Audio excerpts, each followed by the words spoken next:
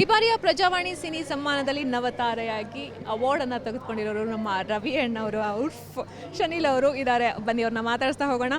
Sir ಒಂದು ಹೇಳಿ, ಇವಾಗ ಹುಡುಗರು ಅಣ್ಣ ಅಣ್ಣ ಅಂದರೆ ರವಿ ಅಣ್ಣ, ಇವಾಗ ಸೂ ಫ್ರಮ್ ಸೋ ಆದಮೇಲೆ ಎಲ್ಲರೂ ಕೂಡ ನಿಮ್ಮನ್ನು ರವಿ ಅಣ್ಣ ಅಂತಾರೆ.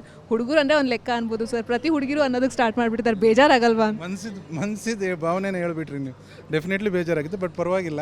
ಯಾಕೆಂತ ಹೇಳಿದ್ರೆ ಒಂದು ಸಿನಿಮಾನ ಮೆಚ್ಚಿ ಅದರಲ್ಲಿರೋ ಪಾತ್ರನ ಮೆಚ್ಚಿಕೊಂಡು ಅದೇ ಹೆಸರಲ್ಲಿ ನಮ್ಮನ್ನು ಕರೀತಾರೆ ಅಂತ ಹೇಳಿದ್ರೆ ಅದು ನಮ್ಮ ಕಲಾವಿದರಿಗೆ ಬಂದಂಥ ಒಂದು ಸೌಭಾಗ್ಯ.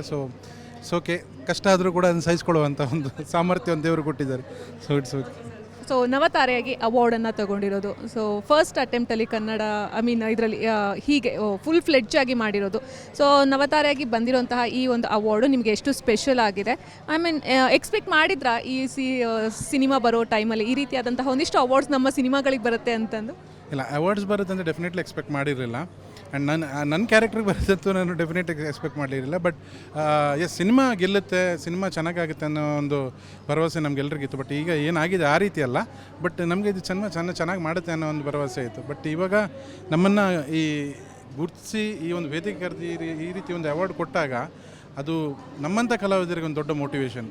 ಯಾಕೆಂತ ಹೇಳಿದರೆ ಒಂದು ಸಣ್ಣ ಕ್ಯಾರೆಕ್ಟರ್ ಮಾಡ್ಕೊಂಡು ಬಂದು ಆಮೇಲೆ ಸಡನ್ ಒಂದು ಲೀಪ್ ತೊಗೊಂಡು ಒಂದು ಲೀಡ್ ಕ್ಯಾರೆಕ್ಟರ್ ಮಾಡಿ ಆ ಕ್ಯಾರೆಕ್ಟರ್ನ ನೋಟಿಸ್ ಮಾಡಿ ನಮಗೆ ಒಂದು ಅವಾರ್ಡ್ ಕೊಡ್ತಾರಲ್ಲ, ಅದು ನಮ್ಮನ್ನು ಇನ್ನಷ್ಟು ರೆಸ್ಪಾನ್ಸಿಬಲ್ ಮಾಡುತ್ತೆ. ಸೊ ಅದನ್ನು ಇನ್ನೂ ತುಂಬ ಜಾಗೃತಕತೆಯಿಂದ ನಾವು ಅದನ್ನು ಮುಂದುವರಿಸಬೇಕಷ್ಟೇ. ಸೊ ತುಮಿನಾಡ್ ಸರ್ನ ಮಾತಾಡಿಸಿದಾಗ ಅವ್ರು ಒಂದು ಮಾತು ಹೇಳಿದರು, ತುಳುದೆಲ್ಲ ನಮಗೆ ಗೊತ್ತಿತ್ತು, ತುಳುವಲ್ಲಿ ಜನರು ಹೇಗೆ ಪ್ರೀತಿ ಮಾಡ್ತಾರೆ ಕನ್ನಡ ಸಿನಿಮಾಗಳನ್ನು ಅಂತಂದು, ಬಟ್ ಕನ್ನಡ ಇಂಡಸ್ಟ್ರಿಯಲ್ಲಿ ಇಷ್ಟೊಂದು ಪ್ರೀತಿ ಮಾಡ್ತಾರೆ ಅಂತ ಗೊತ್ತಿರಲಿಲ್ಲ ಅಂತಂದು. ಸೊ ಕನ್ನಡ ಇಂಡಸ್ಟ್ರಿಯಲ್ಲಿ ಕರ್ನಾಟಕ ಸಿನಿಮಾಗಳಲ್ಲಿ ನಿಮ್ಮ ಕರಾವಳಿ ಭಾಗದ ಒಂದಿಷ್ಟು ಕತೆಗಳನ್ನು ತಂದು ಅದು ಜನರಿಗೆ ಒಪ್ಪುವಂತೆ ಮಾಡೋದು ಅಷ್ಟು ಸುಲಭದ ಕೆಲಸ ಅಲ್ಲ, ಚಾಲೆಂಜಿಂಗ್ ಅಂತ ಅನಿಸುತ್ತೆ. ಸೊ ನೀವು ಸಿನಿಮಾ ಮಾಡುವಾಗ ಜನಗಳಿಗೆ ತಲುಪುತ್ತೆ ಅನ್ನುವಂತಹ ಒಂದಿಷ್ಟು ಕಾನ್ಫಿಡೆನ್ಸ್ ನಿಮಗಿತ್ತಾ, ಅಥವಾ ಎಲ್ಲೋ ಒಂದು ಕಡೆ ರಿಸ್ಕ್ ಫ್ಯಾಕ್ಟರ್ ಆಗ್ಬೋದು ಅಂತ ಆಯ್ತಾ? ಇಲ್ಲ, ನನಗಂತೂ ಯಾವುದು ರಿಸ್ಕ್ ಅನಿಸ್ಲೇ ಇಲ್ಲ ಈ ಒಂದು ಸಿನಿಮಾ ಮಾಡಬೇಕಾದ್ರೆ. ಈ ಸಿನಿಮಾ ನಾನು ತುಂಬ ಪಾಸಿಟಿವ್ ಆಗಿದೆ. ಈ ಸಿನಿಮಾ ಗೆಲ್ಲುತ್ತೆ ಅಂತ ಹೇಳಿದೆ. ಯಾಕಂತ ಹೇಳಿದರೆ ಕಥೆ ಸಿನಿಮಾದ ಜೀವಾಳ.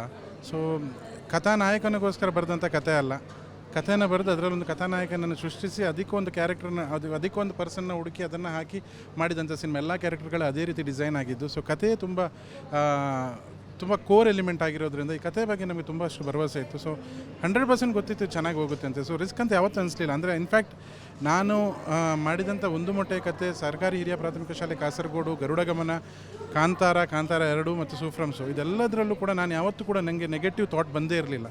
ಸೊ ಅದು ಮೋಸ್ಟ್ಲಿ ಆ ಕಥೆಗಿದ್ದ ಒಂದು ಪಾಸಿಟಿವ್ ವೈಬ್ ಆಗಿರ್ಬೋದು. ನನಗೆ ಯಾವತ್ತೂ ನೆಗೆಟಿವ್ ಥಾಟ್ ಬಂದೇ ಇಲ್ಲ. ನನಗೆ ಇದು ಈ ಸಿನಿಮಾ ಗೆಲ್ಲುತ್ತೆ ಅಂತಲೇ ಬಿಟ್ಟರೆ ಬೇರೆ ಯಾವ ಥಾಟ್ ಬಂದಿರಲಿಲ್ಲ ನನಗೆ. ಸೊ ನಿಮ್ಮದು ಮತ್ತು ತುಮಿನಾಡ್ ಸರ್ದು ಮತ್ತು ರಾಜ್ ಸರ್ದು 3 ಜನ ಕಾಂಬಿನೇಷನ್ ಜನರು ತುಂಬ ಇಷ್ಟಪಟ್ಟಿದ್ದಾರೆ. ಸೊ ಹೇಗೆ ವರ್ಕೌಟ್ ಆಗುತ್ತೆ ಸರ್ ನಿಮ್ಮ 3 ಜನ ಕಾಂಬಿನೇಷನ್? ಒಂದು ಸ್ವಲ್ಪ ಸಂಕ್ಷಿಪ್ತವಾಗಿ ಹೇಳೋದಾಯ್ತು ಅಂದರೆ ರಾಜ್ ಮತ್ತು JP ಅಂದರೆ ನಮ್ಮದೇ ರಾಜಿ ತಂಡ ಅಂತ ಹೇಳೋದು ಅಂತ ಆದರೆ ನಮ್ಮದು ಒಂದು ನಾಟಕ ಮಂಡಳಿ ಇದ್ದಾಗ. ಅಂದರೆ ಇಲ್ಲಿಂದ ಇನ್ನೊಂದು ಜಾಗಕ್ಕೆ ಹೋಗಿ ನಾಟಕ ಮಾಡ್ತೀವಿ, ಕಲಾವಿದರು ಸೇಮ್ ಇರ್ತಾರೆ.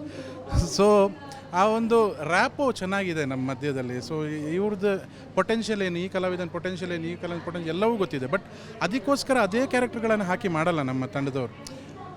ಪಟ್ಟ ಅಂತೇಳಿ ಶಿಫ್ಟ್ ಮಾಡಿಬಿಡ್ತಾರೆ ಕ್ಯಾರೆಕ್ಟರ್ನ. ಈಗ ನೀವು ದೀಪಕ್ ರೈನ ನೋಡಿದ್ರೆ ಸೂ ಫ್ರಮ್ ಸೋ ಅಲ್ಲಿ ಅವರು ಸತೀಶ ಮಾಡಿದ್ದಾರೆ, ರವಿ ಅಣ್ಣನ ಸೈಡ್ ಕಿಕ್ಕು. ಒಂದು ಮೊಟ್ಟೆ ಕಥೆಯಲ್ಲಿ ಒಂದು ಕಾಮಿಡಿ ಕ್ಯಾರೆಕ್ಟರ್ ಮಾಡಿದ್ದಾರೆ. ಬಟ್ ಗರುಡ ಗಮನದಲ್ಲಿ ನೋಡಿ ಅವ್ರು ಕಂಪ್ಲೀಟ್ ಉಲ್ಟಾ, ಅವ್ರು ತುಂಬ ಸೀರಿಯಸ್ ಕ್ಯಾರೆಕ್ಟರ್ ಮಾಡಿರೋ. ಸೊ ಆ ರೀತಿ ಶಿಫ್ಟ್ಗಳನ್ನು ಮಾಡ್ತಾರೆ. ಅಂದರೆ ಪೊಟೆನ್ಷಿಯಲ್ ಎಲ್ಲದರಲ್ಲೂ ಇದೆ ಅಂತ ಗೊತ್ತಿದ್ದಾಗ ಆ ಕ್ಯಾರೆಕ್ಟರ್ಗಳಲ್ಲಿ ಅವ್ರುಗಳನ್ನು ಬಳಸ್ಕೋತಾರೆ. ಸೊ ನಮಗೆ ತುಂಬ ಈಸಿ, ನಮ್ಮ ಪೊಟೆನ್ಷಿಯಲ್, ನಮ್ಮದು ಪ್ಲಸ್ ಏನು ಮೈನಸ್ ಏನು ಎಲ್ಲ ನಮ್ಮೊಳಗೆ ಗೊತ್ತಿರೋದ್ರಿಂದ ಸೊ ನಮ್ಮನ್ನು ಬಳಸ್ಕೊಂಡು ಮಾಡೋಕ್ಕೆ ಅವ್ರಿಗೆ ಈಸಿ. ಹಾಗಂತೇಳಿ ಬೇರೆ ಕಲಾವಿದರನ್ನು ಹಾಕೊಂಡು ಮಾಡಲ್ಲ ಅಂತ ಏನಿಲ್ಲ.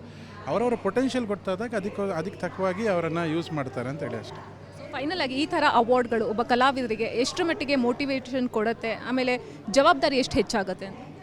ತುಂಬ ಹೆಚ್ಚಾಗುತ್ತೆ. ಅಂದರೆ ಜವಾಬ್ದಾರಿ ಅನ್ನೋದಕ್ಕಿಂತ ಜಾಸ್ತಿ ನಾವು ಈ ಸಿನಿಮಾ ಇಂಡಸ್ಟ್ರಿಯಲ್ಲಿ ತುಂಬ ರೈಟ್ ವೇಲ್ ಹೋಗೋದು ತುಂಬ ಇಂಪಾರ್ಟೆಂಟ್. ಸೊ ಇಂಥ ಅವಾರ್ಡ್ಗಳು ನಮ್ಮನ್ನು ಆ ರೀತಿ ಮೋಟಿವೇಟ್ ಮಾಡುತ್ತೆ.